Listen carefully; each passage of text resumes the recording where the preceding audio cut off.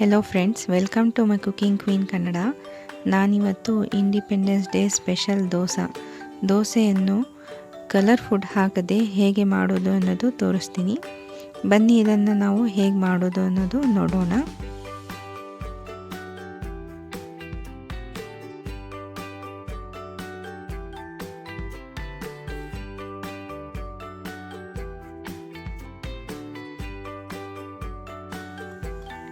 ನಾನು ಒಂದು ಅರ್ಧ ಕೆಜಿಯಷ್ಟು ರೇಷನ್ ಅಕ್ಕಿ ತೊಗೊಂಡಿದ್ದೀನಿ. ಈ ರೇಷನ್ ಅಕ್ಕಿಯಿಂದನೇ ದೋಸೆ ಚೆನ್ನಾಗಿ ಬರೋದು.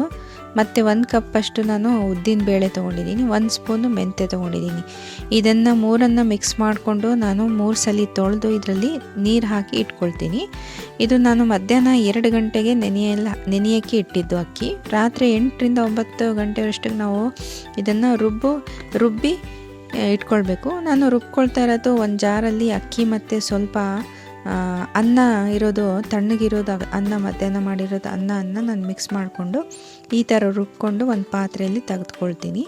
ಎಲ್ಲ ಆದಮೇಲೆ ನಾನು 1-2 ಸ್ಪೂನು ಉಪ್ಪು ಹಾಕ್ಕೊಂಡು 1 ಚುಟಕಿಯಷ್ಟು ಅಡುಗೆ ಸೋಡಾವನ್ನು ಮಿಕ್ಸ್ ಮಾಡಿ ಈ ಥರ ರಾತ್ರಿ ಎಲ್ಲ ಇದನ್ನು ಇಡ್ತೀನಿ.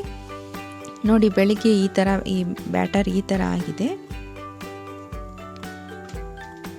ಜಾಸ್ತಿ ಥಿಕ್ನೆಸ್ಸು ಇಲ್ಲ, ಜಾಸ್ತಿ ತೆಳ್ಳಗೆ ಇಲ್ಲದಲ್ಲೇ ನಾವು ಮಿಕ್ಸ್ ಮಾಡ್ಕೊಂಡು ಇಟ್ಕೊಳ್ಬೇಕು.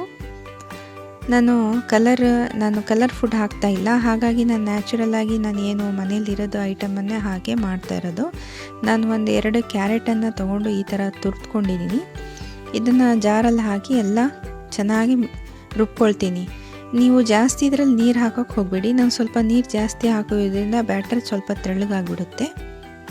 ಈ ಥರ ರುಬ್ಕೊಂಡು ತೆಗೆದುಕೊಳ್ತೀನಿ. ಭಾಳ ನುಣ್ಣಗಾದರೆ ಇದು ದೋಸೆ ಸ್ವಲ್ಪ ತೆಳ್ಳಗೆ ಬರುತ್ತೆ, ಇಲ್ಲಾಂದರೆ ದಪ್ಪ ಬರುತ್ತೆ.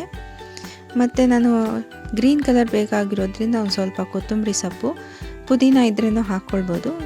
4 ಹಸಿಮೆಣಸಿನ್ಕಾಯಿ ಹಾಕ್ತಾಯಿದ್ದೀನಿ, ಕಲರು ಮತ್ತು ಟೇಸ್ಟು ಸ್ವಲ್ಪ ಖಾರ ಇರಲಿ ಅಂತ.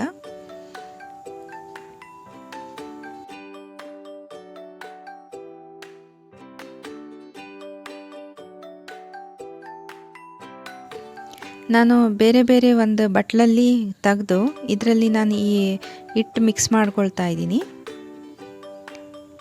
ನೀವು ಇದು ಕಲರ್ ಹಾಕಿದರೆ ಸ್ವಲ್ಪ ಡಾರ್ಕ್ ಆಗುತ್ತೆ. ನಾನು ಕಲರನ್ನು ಹಾಕಿಲ್ಲ, ಹಾಗಾಗಿ ಇದು ಲೈಟಾಗಿ ಬರುತ್ತೆ.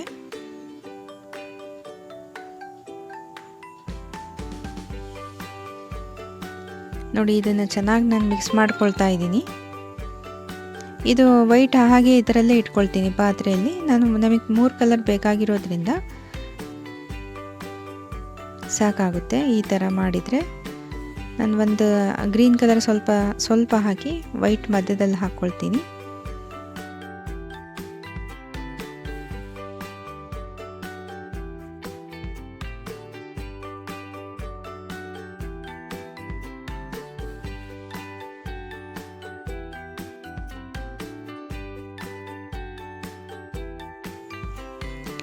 ನೀವು ಕಲರ್ ಫುಡ್ ಹಾಕಿ ಮಾಡಿದರೂ ಭಾಳ ಚೆನ್ನಾಗಿ ಬರುತ್ತೆ. ನಾನು ಇದರಲ್ಲಿ ಕ್ಯಾರೆಟನ್ನು ಹಾಕಿರೋದ್ರಿಂದ ಇದು ಸ್ವಲ್ಪ ದಪ್ಪ ಬಂದಿತ್ತು. ಹಾಗಾಗಿ ಸ್ವಲ್ಪ ನುಣ್ಣಗೆ ನಾವು ರುಬ್ಕೊಂಡು ನಾವು ಇದು ಮಿಕ್ಸ್ ಮಾಡ್ಕೊಳ್ಬೇಕು, ಆವಾಗ ದೋಸೆ ಭಾಳ ಚೆನ್ನಾಗಿ ಬರುತ್ತೆ.